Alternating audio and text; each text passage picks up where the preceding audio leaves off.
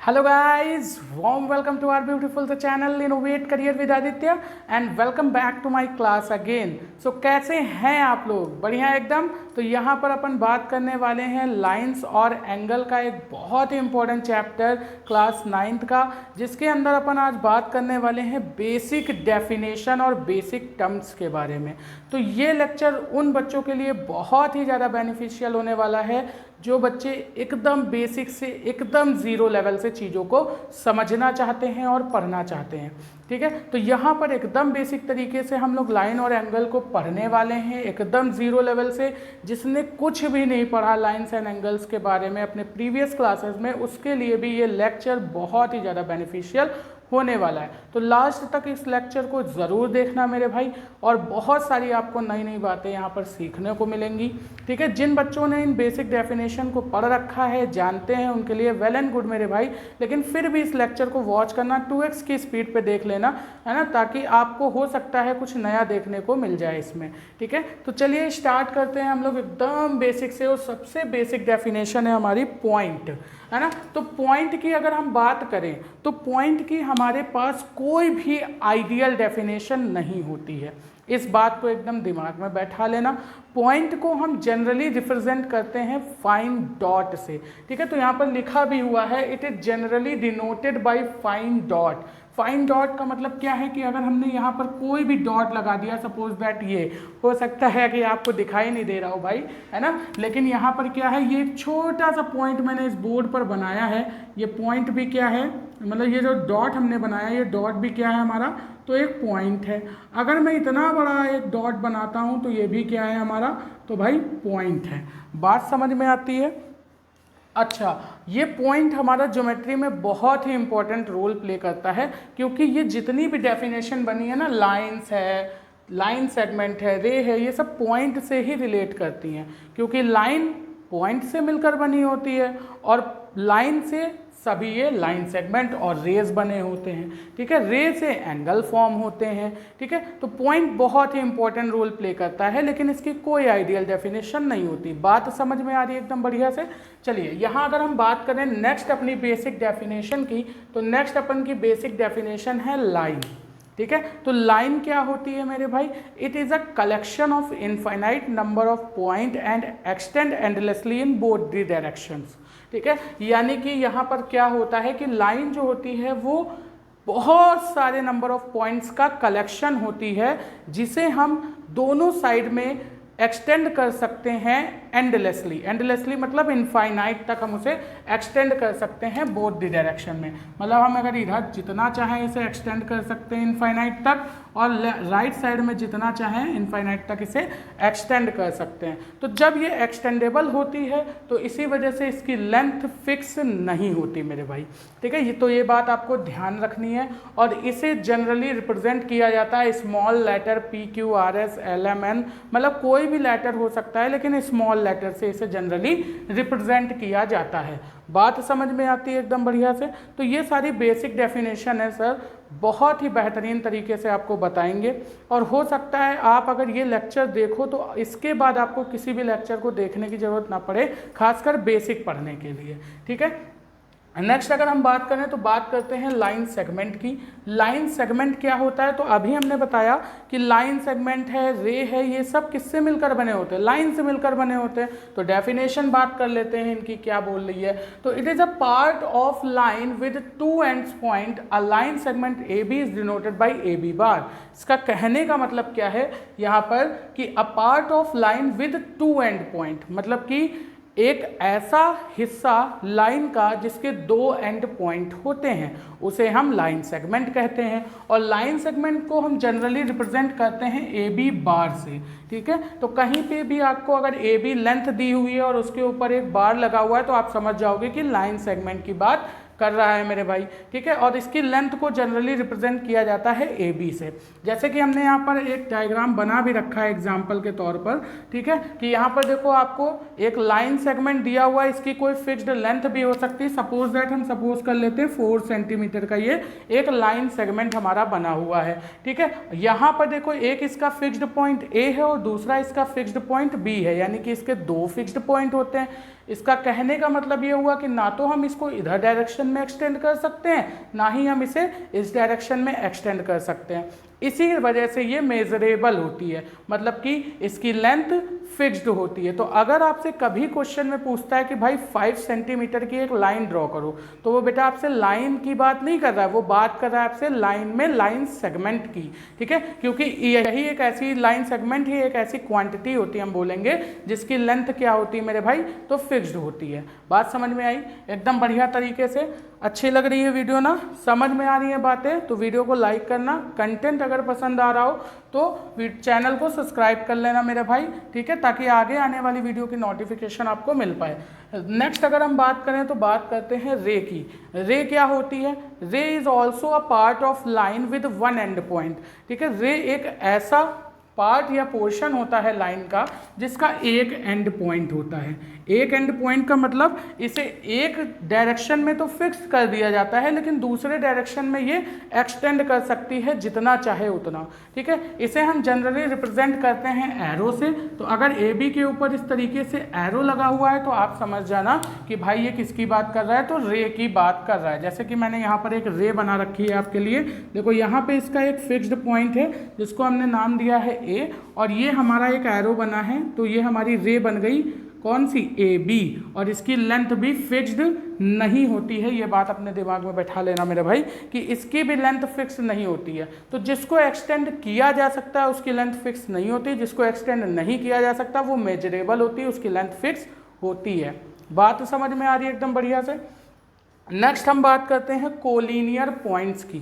अब sir point तो पढ़ लिया हमने कि कोई आइडियल डेफिनेशन नहीं होती, लेकिन ये कोलिनियर पॉइंट क्या होता है? तो कोलिनियर के नाम से ही समझ में आ रहा है कि लीनियर, लीनियर मतलब लाइन पर होंगे, ठीक है, और एक ही साथ लाई कर रहे होंगे, ठीक है। तो यहाँ पर ये डेफिनेशन यही बोलती है कि इफ़ 3 और more points lie on the same line, मतलब आपके पास एक लाइन है और उस लाइन पर 3 या 3 से ज़्यादा पॉइंट्स लाई कर रहे हैं इस तरीके से, जैसा कि मैंने दिखा रखा है, तो ये हमारे क्या कहलाएंगे, कोलिनियर पॉइंट्स कहलाएंगे। बात समझ में आ रही है एकदम बढ़िया से? देखिए हमने एल लाइन को रिप्रेजेंट कर रखा है जिसके ऊपर ए बी सी डी ये सारे के सारे पॉइंट लाई कर रहे हैं, तो ऐसे पॉइंट्स को हम क्या बोलेंगे, तो कोलिनियर पॉइंट बोलेंगे, ठीक है। इसी के अपोजिट में अगर हम बात करें तो आते हैं नॉन कोलिनियर पॉइंट्स। तो नॉन कोलिनियर पॉइंट्स क्या होते हैं मेरे दोस्त? अगर हम इसकी बात करें तो ये क्या होते हैं, ऐसे पॉइंट्स होते हैं जो कि सेम लाइन पे लाई नहीं करते, ठीक है, उनको हम क्या बोलते हैं, नॉन कोलिनियर पॉइंट बोलते हैं। जैसे हमने एक एल लाइन बना रखी है, इस पे देखो अगर हम बात करें ए बी सी डी और ई की, किसकी किसकी बात कर रहे हैं भाई मेरे, ए की, बी की, सी की और ई की। अगर हम इन 4 पॉइंट्स की बात करें तो ये एल लाइन पे लाई कर रहे हैं, तो हमने बोला अगर सेम लाइन पे लाई करेंगे तो वो क्या होंगे, कोलिनियर पॉइंट होंगे ना मेरे भाई। अच्छा, तो इनको हम बोल देंगे कोलिनियर पॉइंट। क्या बोलेंगे, कोलिनियर पॉइंट्स, ठीक है। अच्छा, अब कुछ पॉइंट आपको यहाँ पर और भी दिख रहे होंगे, जैसे डी हुआ, एफ हुआ और जी हुआ, जो इस पॉइंट पर लाई नहीं कर रहे हैं, ठीक है, इस प्लेन में है लेकिन इस लाइन पर लाई नहीं कर रहे हैं, ठीक है। तो जो इस लाइन पर लाई नहीं करेंगे उनको हम बोलेंगे नॉन कोलिनियर पॉइंट, जैसे डी एफ और जी, तो ये हमारे क्या होंगे मेरे भाई, तो नॉन कोलिनियर पॉइंट होंगे। बात समझ में आ गई एकदम बढ़िया तरीके से? तो ये सारी डेफिनेशन अगर आपको क्लियर है, बहुत अच्छे तरीके से समझ में आ रही हैं, तो इसको अच्छे से लिख लीजिए अपनी कॉपी में। और कॉपी में हमने बताया जो आप अपने मन से नोट्स बनाते हो वही आपका ब्रह्मास्त्र होते हैं, ठीक है। तो इससे पहले हम फिजिक्स का एक चैप्टर किए थे मोशन की थ्योरी हमने आपको बहुत अच्छे से समझा दी, कंसेप्ट समझा दिया। तो अगर आपने उस लेक्चर को नहीं देखा है तो चैनल में आपको डिस्क्रिप्शन में जब आप जाएंगे तो उसको लिंक मिल जाएगा आपको, वहाँ से आप हमारे लेक्चर्स को वॉच कर सकते हैं और अपने मोशन चैप्टर के कॉन्सेप्ट को क्लियर कर सकते हैं, ठीक है। यहाँ पर अपन लाइन एंड एंगल पढ़ चुके हैं, तो अगर आपको बढ़िया से समझ में आया तो नोट करिएगा, वरना अगर टाइम नहीं है आपके पास, अभी आप देख रहे हो, सोच रहे हो पार्ट को नोट करेंगे, तो स्क्रीनशॉट कर लेना। लेकिन ये बात ध्यान रखना मेरे भाई कि स्क्रीनशॉट की तरह ही रह जाता है, तो साथ में कॉपी पेन लेकर बैठना, ठीक है, और नोट करते हुए जाना, ठीक है। चलिए नोट करिए। तो दोस्तों अब बात कर लेते हैं अपन इंटरसेक्टिंग लाइंस क्या होती हैं, नॉन इंटरसेक्टिंग लाइंस क्या होती हैं और एंगल्स क्या होते हैं। ठीक है, आपको बेसिक डेफिनेशन पिछली वाली बढ़िया से समझ में आई ना। चलिए आगे की बात करते हैं। तो इंटरसेक्टिंग लाइंस की अगर हम बात करें तो इंटरसेक्टिंग लाइन वो लाइन होती हैं जो एक दूसरे को किसी कॉमन पॉइंट पर कट करती हैं। डेफिनेशन पढ़ते हैं। डेफिनेशन क्या कह रही है, two distinct line are intersecting if they have a common point. A common point is called point of intersection of two intersecting line. ठीक है, यानी इसका कहने का मतलब यह है कि जब दो रेज एक दूसरे को इंटरसेक्ट करती हैं एक कॉमन एंड पॉइंट पर या कॉमन पॉइंट पर, तो उसे हम क्या बोलते हैं मेरे भाई, इंटरसेक्टिंग लाइन बोलते हैं। और उस पॉइंट को क्या बोलते हैं, जहां पर ये दोनों एक दूसरे को इंटरसेक्ट कर रही होती हैं, तो उस पॉइंट को अपन बोलते हैं पॉइंट ऑफ इंटरसेक्शन। बात समझ में आती है। यानी कि हम कोई भी ऐसी दो लाइन लें जो एक दूसरे को क्या कर रही हैं, कट कर रही हैं किसी कॉमन पॉइंट पर, तो वो लाइन्स हमारी इंटरसेक्टिंग लाइन होंगी। बात अच्छे से समझ में आ गई कि नहीं आई? एकदम बढ़िया से समझ में आ गई। अब इन इंटरसेक्टिंग लाइंस के बीच में देखो कुछ एंगल्स भी फॉर्म हो रहे हैं। ठीक है, इन एंगल्स के बारे में बात करेंगे हम आगे। ठीक है, बात समझ में आती है एकदम बढ़िया से। चलिए बात करते हैं नॉन इंटरसेक्टिंग लाइंस। तो नॉन इंटरसेक्टिंग लाइंस क्या होती है मेरे भाई, if two distinct lines are not intersecting each other, ठीक है, are said to be parallel lines. Non intersecting lines को हम पैरेलल लाइंस भी कहते हैं। क्यों कहते हैं? क्योंकि ये किसी भी पॉइंट पर एक दूसरे को इंटरसेक्ट नहीं करती, और पैरेलल लाइन भी तो यही होती हैं जो किसी भी पॉइंट पर एक दूसरे को इंटरसेक्ट नहीं करती। साथ ही साथ इनके बीच में जो परपेंडिकुलर डिस्टेंस होती है वो क्या होती है, हर एक पॉइंट पर सेम होती है। तो ऐसी लाइंस को हम क्या बोलते हैं, तो पैरेलल लाइन कहते हैं। बात समझ में आ रही है एकदम बढ़िया तरीके से। अब ये पैरेलल लाइन हमारी हॉरिजॉन्टल भी हो सकती हैं, और इस तरीके से पैरेलल लाइन दो वर्टिकल भी हमारी हो सकती हैं। इनके बीच में कोई समस्या आपको नहीं होनी चाहिए, है ना। इतने बढ़िया से समझा रहे हैं, अभी भी समस्या आएगी मेरे भाई। अब इससे आसान भाषा में कोई नहीं समझा सकता आपको, है ना।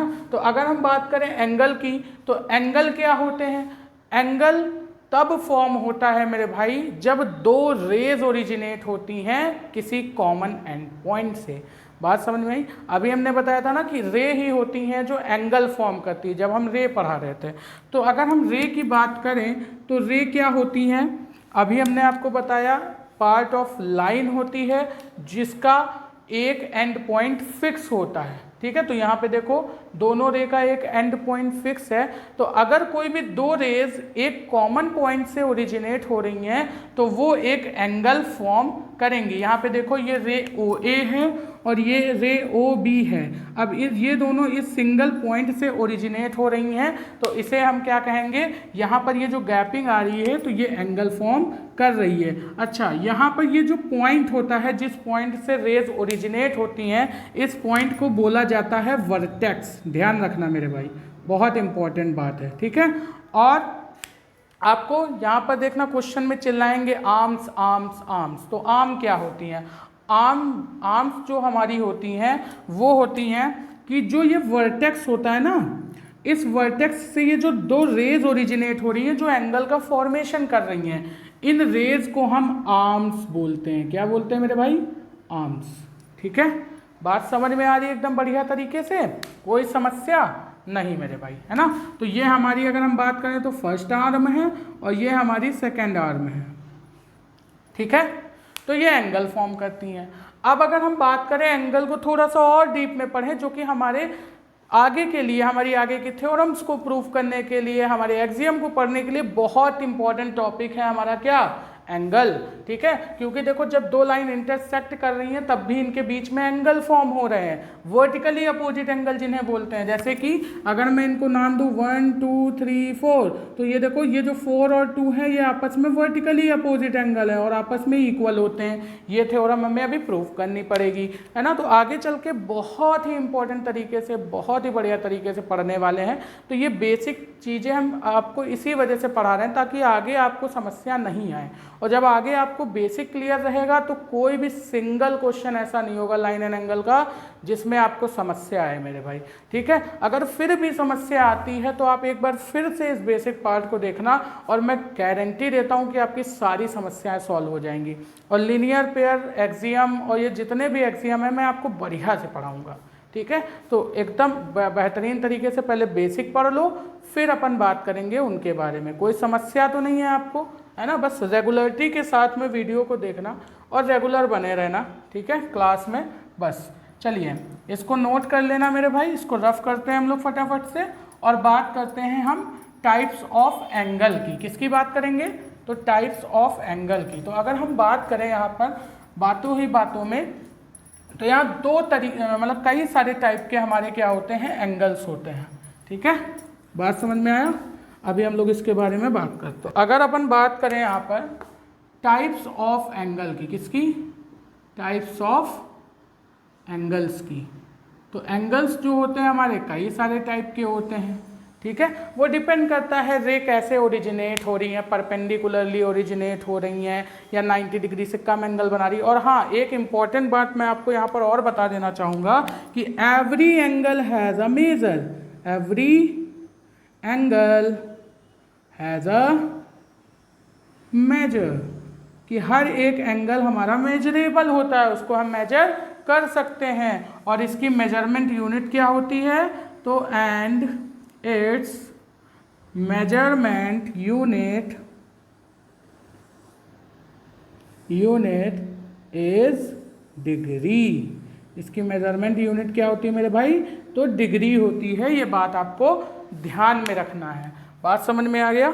चलिए टाइप्स ऑफ एंगल की अगर हम बात करें तो सबसे पहले हमारे पास आता है जो एंगल, उसका नाम होता है ऑब्ट्यूस एंगल, ठीक है। डेफिनेशन अगर आपको चाहिए होगी तो कोई दिक्कत ना लेना मेरे भाई, मैं पीडीएफ आपको डिस्क्रिप्शन में दे दूंगा। डेफिनेशन नहीं, आपको समझ में आना चाहिए मेरे भाई। डेफिनेशन तो आप लिख ही लोगे, वो सारी चीज़ें तो अगर आपको समझ में आ गया तो डेफिनेशन तो आप अपने आप लिख लोगे। बस आप ध्यान से इसको देखते जाना और समझते जाना। तो सबसे पहले ऑब्ट्यूस से पहले एक एंगल और बात करते हैं एक्यूट की, यार, है ना। ऑब्ट्यूस की नहीं, अभी पहले एक्यूट एंगल की बात करते हैं। सबसे छोटा एंगल है ना, एक्यूट एंगल। तो एक्यूट एंगल्स क्या होते हैं मेरे भाई? एक्यूट एंगल वो एंगल होते हैं जिसमें एंगल की जो वैल्यू होती है वो 90 डिग्री से छोटी होती है। जैसे अगर हम बात करें कि हमारे पास यहाँ एंगल बनना है O, तो यहाँ पे जो एंगल O बनेगा उसकी वैल्यू छोटी होगी अगर 90 डिग्री से, तो ऐसे एंगल्स को हम क्या बोलेंगे? तो एक्यूट एंगल बोलेंगे। कोई समस्या है मेरे भाई? यहाँ पर नहीं होनी चाहिए, ठीक है। अगर हम डायग्राम बनाए मेरे भाई तो यहाँ पे डायग्राम देखो। अगर मान लो ये रे हमारी है OA, ठीक है, और ये रे है हमारी OB, ठीक है। तो इस तरीके से देखो ये जो एंगल बनना है ये कहीं ना कहीं 90 डिग्री से छोटा है, क्योंकि 90 डिग्री तो ये बनता है जब एक परपेंडिकुलर ड्रॉ होता है, ठीक है। तो ये एंगल देखो 90 डिग्री से छोटा है। एंगल O, तो एंगल O हमारा अगर 90 डिग्री से लेसर है तो हम बोलेंगे कि एक्यूट एंगल फॉर्म करेगा। कोई समस्या नहीं। नेक्स्ट बात कर लेते हैं ऑब्ट्यूस एंगल की। तो ऑब्ट्यूस एंगल क्या होते हैं हमारे? सेकेंड, ऑब्ट्यूस एंगल वो एंगल होते हैं जिनकी वैल्यू 90 डिग्री से बड़ी होती है। जिनकी वैल्यू क्या होती है? Greater than 90 degree. क्या होते हैं ये? Greater than 90 degree, but less than 180 degree. क्या होते हैं? Less than 180 degree. यानी 180 डिग्री से छोटे हों और 90 डिग्री से बड़े हों तो ऐसे एंगल को हम ऑब्ट्यूस एंगल कहते हैं। इसका भी डायग्राम आपको हम दिखा देते हैं, ऐसा कुछ आएगा, ठीक है। ये हमारा ऑब्ट्यूस एंगल क्रिएट करेगा, ठीक है, 90 डिग्री से बड़ा है। नेक्स्ट अगर हम बात करें तो थर्ड टाइप का जो हमारा एंगल आता है वो आता है राइट एंगल। कौन सा एंगल आता है? Right angle. अब राइट एंगल में अगर हम बात करें तो जो एंगल हमारा फॉर्म हो रहा होता है दो रेस के बीच में, उसकी वैल्यू एग्जैक्ट 90 डिग्री के इक्वल हो जाती है। किसके इक्वल हो जाती है? 90 डिग्री के। तो अगर हम बात करें एंगल AOB इक्वल है 90 डिग्री के, तो इसे हम बोलेंगे राइट एंगल। क्या बोलेंगे? Right angle. बातें समझ में आ रही? देखो छोटी छोटी चीज़ें हैं जो आपको ध्यान रखनी है। अगर यही सारी चीज़ें ध्यान नहीं होती तो क्वेश्चन में थोड़ी सी प्रॉब्लम होने लगती है ना। अब यहाँ पर अगर हम बात करें तो नेक्स्ट टाइप का हमारा एंगल आता है हाँ, यहाँ स्ट्रेट एंगल आता है। क्या आता है? Straight angle. ठीक है, तो स्ट्रेट एंगल क्या होता है?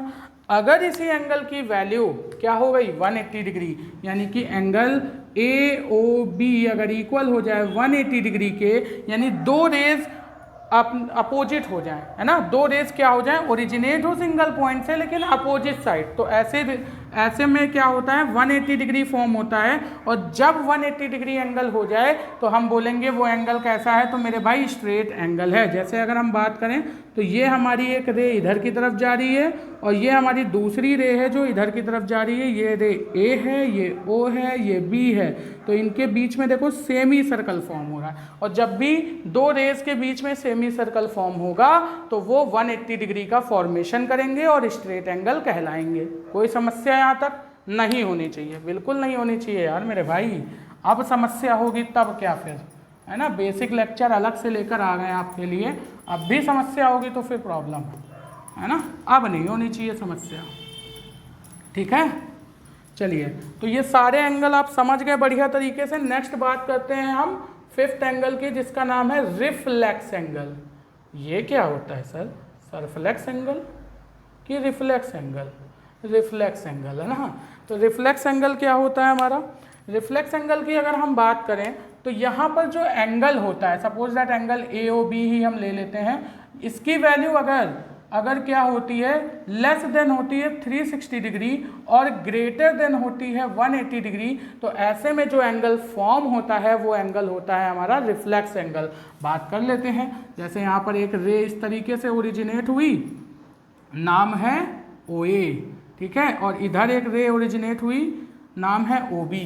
ठीक, तो इनके बीच में देखो ये वाला जो एंगल फॉर्म हो रहा है ये, ठीक है, तो ये देखो क्या हो रहा है, एक स्ट्रेट लाइन तो नहीं है, ये इधर लाइन बन रही है। ठीक है, तो ये जो एंगल फॉर्म हो रहा है कौन सा, AOB, ये वाला एक्सटीरियर वाला, तो इसे हम बोलेंगे रिफ्लेक्स एंगल। बात समझ में आ रही है? कोई समस्या नहीं। ठीक, नेक्स्ट अगर हम बात करें तो सिक्स टाइप का एंगल आता है हमारा कंप्लीट एंगल। कौन सा एंगल? तो कंप्लीट एंगल।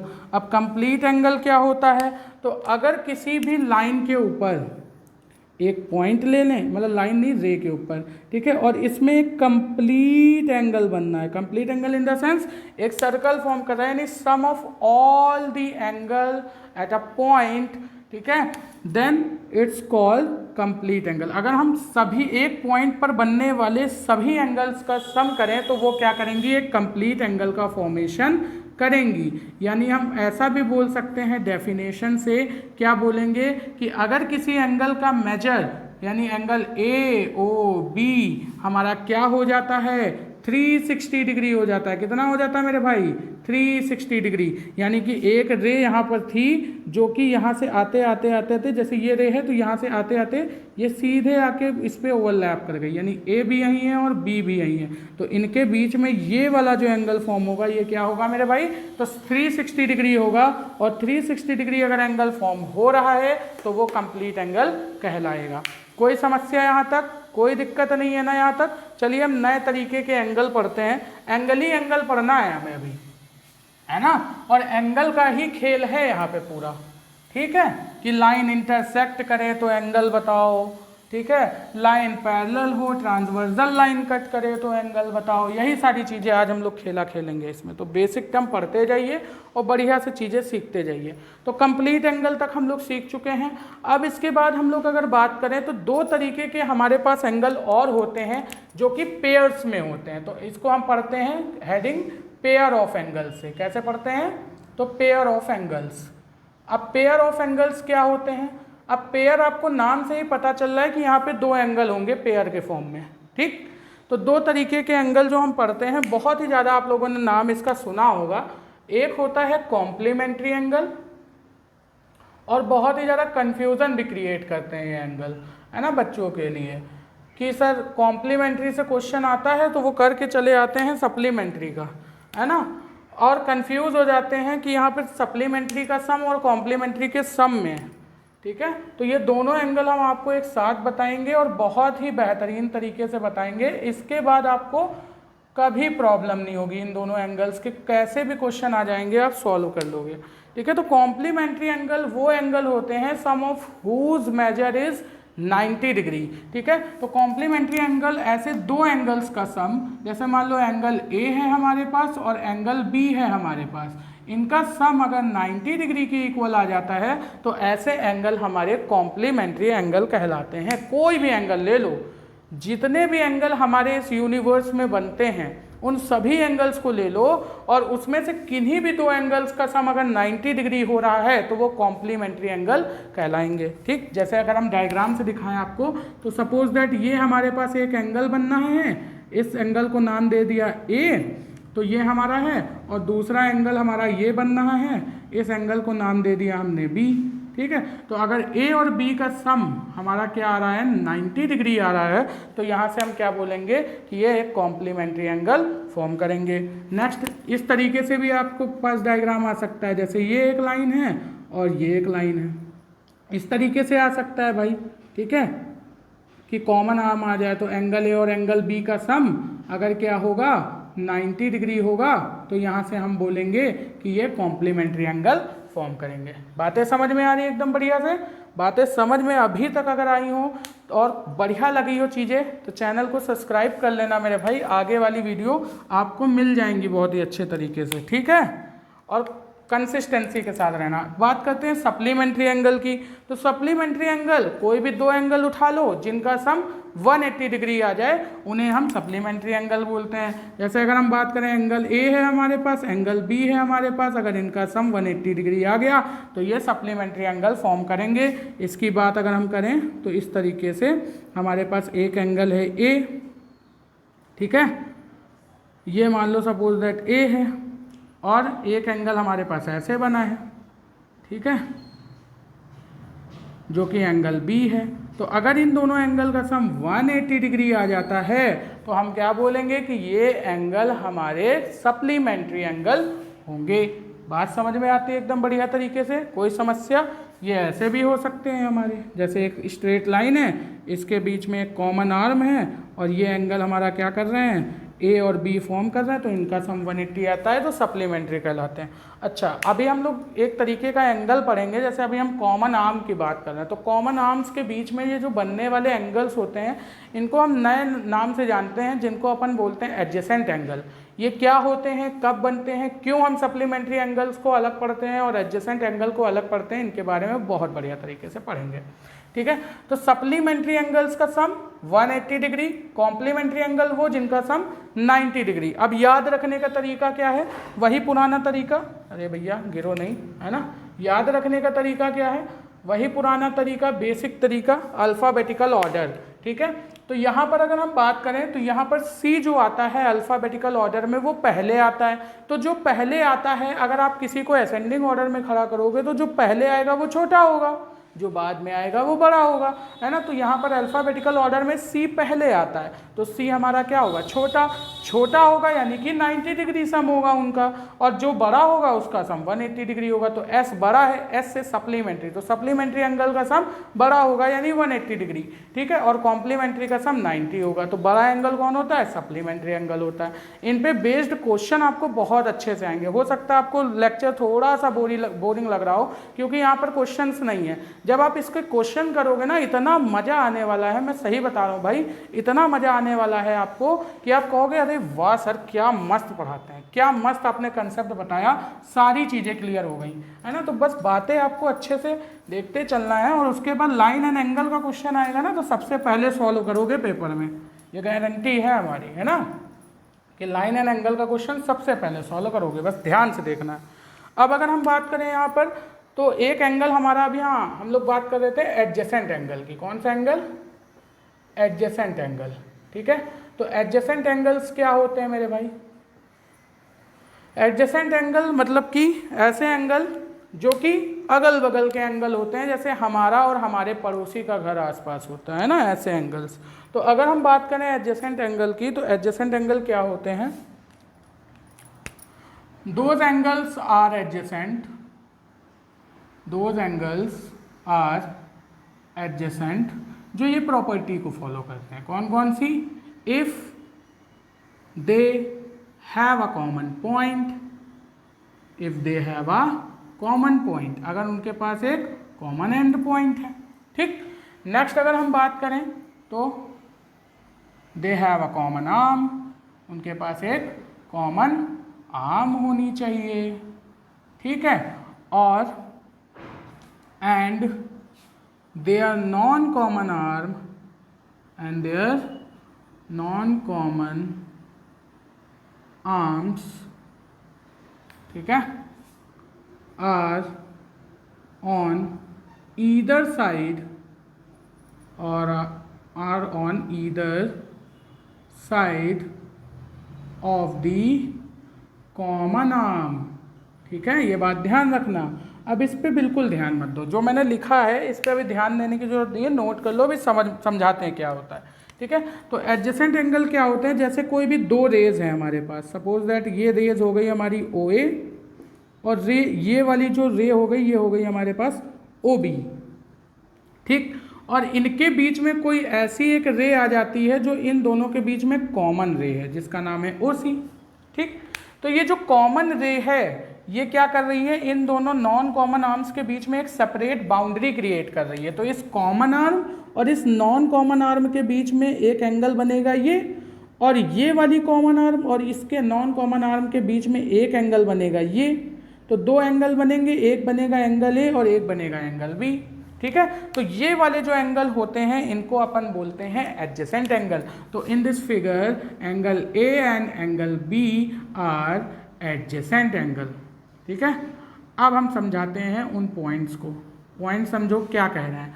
पॉइंट ये कह रहे हैं कि इनका एक कॉमन पॉइंट होना चाहिए। देखो एक कॉमन पॉइंट है ना मेरे भाई, जिससे ये तीनों रेज निकलनी है। कॉमन आर्म होनी चाहिए, क्या होनी चाहिए, कॉमन आर्म। तो ये एक आर्म है, ये एक आर्म है। अगर मैं इन एंगल्स की बात करूं तो एंगल ए और एंगल बी में दोनों में एक कॉमन आर्म है ओ सी। देखो ना ध्यान से, अगर मैं बात करूं एंगल बी की तो एंगल बी ओ सी की बात कर रहा हूं। ठीक है, तो यहाँ पर ये है एंगल बी के इक्वल, क्योंकि यहाँ पर देखो सी यहाँ पर भी आ रहा है। और अगर मैं बात करूँ एंगल ए ओ सी, तो सी तो यहाँ पर भी आ रहा है, ये एंगल ए के इक्वल। तो दोनों के बीच में देखो क्या आ रही है, एक कॉमन बाउंड्री आ रही है। ठीक है, और साथ ही साथ हमने क्या बोला, their non common arm are either side of the common arm. तो दोनों की दोनों जो नॉन कॉमन आर्म है वो इस कॉमन आर्म के एक इधर साइड है और एक इधर साइड है, मतलब दोनों एक ही साइड में नहीं है कॉमन आर्म के।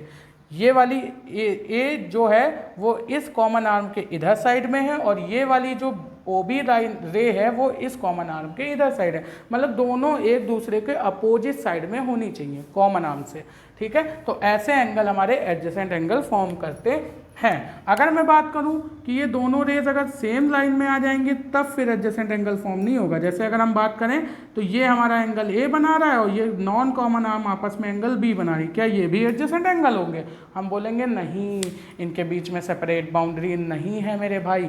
जब अगर सेपरेट बाउंड्री नहीं होगी तो वो एडजेसेंट एंगल फॉर्म नहीं करेंगे। अब आगे चल के हम लोग जब एक्सियम पढ़ेंगे तो एक्सियम में देखेंगे कि जो एडजेसेंट एंगल होते हैं अगर उनका सम 180 डिग्री हो जाता है तो वो लीनियर पेयर बनाते हैं, है ना। अभी तो सर हमने पढ़ा कि यहाँ पर 180 डिग्री अगर सम होगा किन्हीं भी दो एंगल का तो सप्लीमेंट्री होंगे।